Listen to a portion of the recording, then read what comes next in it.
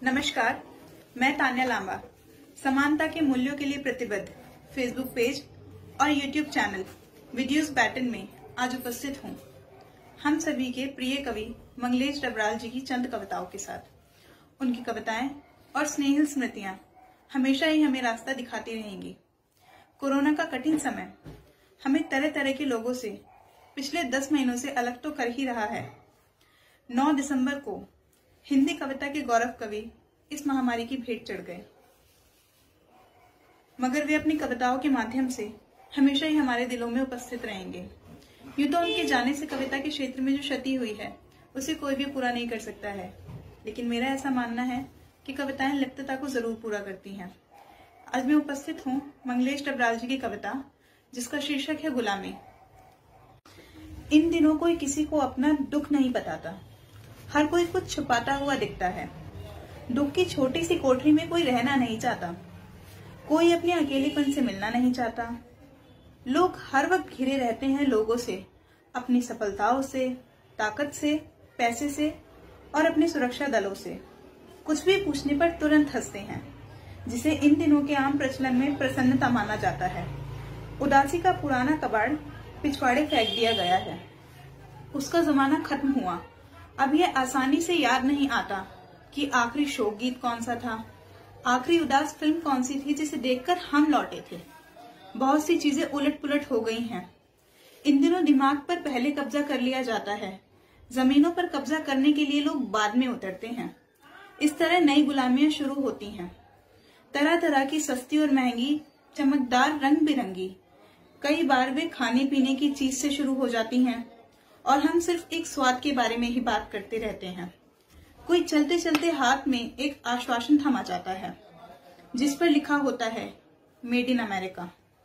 नए गुलाम इतने मजे में दिखते हैं कि उन्हें किसी दुख के बारे में बताना कठिन लगता है, और वे संघर्ष जिनके बारे में सोचा गया था कि खत्म हो चुके हैं, फिर से वहीं चले आते हैं जहां शुरू हुए थे।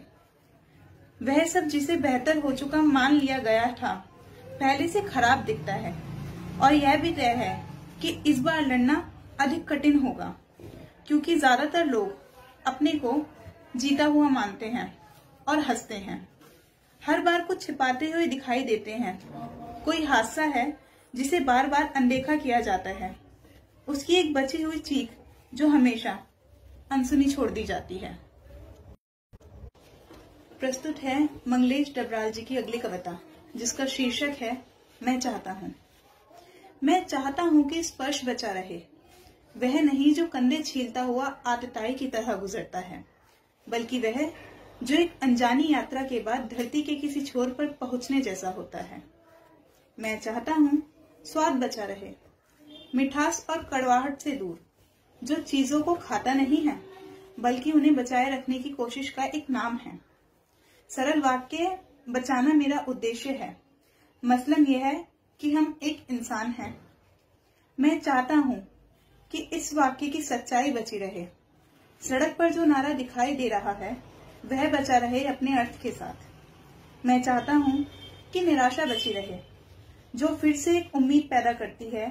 अपने लिए शब्द बचे रहें, जो चिड़ियों की तरह कभी पकड़ में नहीं आते। प्रेम में बचकानापन बचा रहे, कवियों में बची रहे थोड़ी लज्जा। डबराल जी की अगली कविता जिसका शीर्षक है आसान शिकार। मनुष्य की मेरी देह ताकत के लिए एक आसान शिकार है।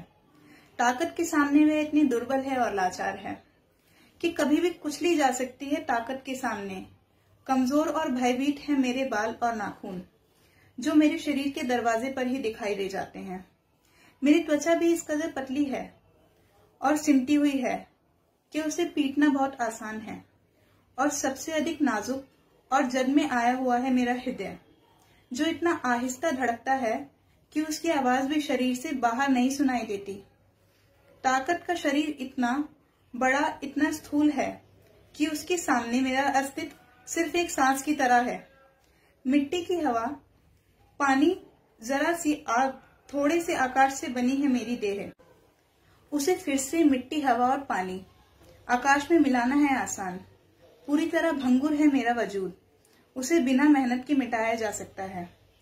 उसके लिए किसी अतिरिक्त हर्बे हथियार की जरूरत नहीं होगी। यह तय है कि किसी ताकतवर की एक फूंक ही मुझे उड़ाने के लिए काफी होगी। मैं उड़ जाऊंगा सूखे हुए पत्ते, नुचे हुए पंख, टूटे हुए तिनके की तरह। कभी कभी कोई ताकतवर थोड़ी देर के लिए सही अपने महातबों को सौंप देता है अपने अधिकार। उनसे भी डरती है मेरी मनुष्य देह। जानता हूँ वे उड़ा देंगे मुझे अपनी उधार की फूंक से। तो ये थी मंगलेश डबराल जी की कुछ कविताएं। इसी के साथ मैं अपनी वाणी को विराम देना चाहूंगी। पहाड़ की लालटेन हमारा पथ आलोकित रखेगी। इस उम्मीद के साथ नमस्कार।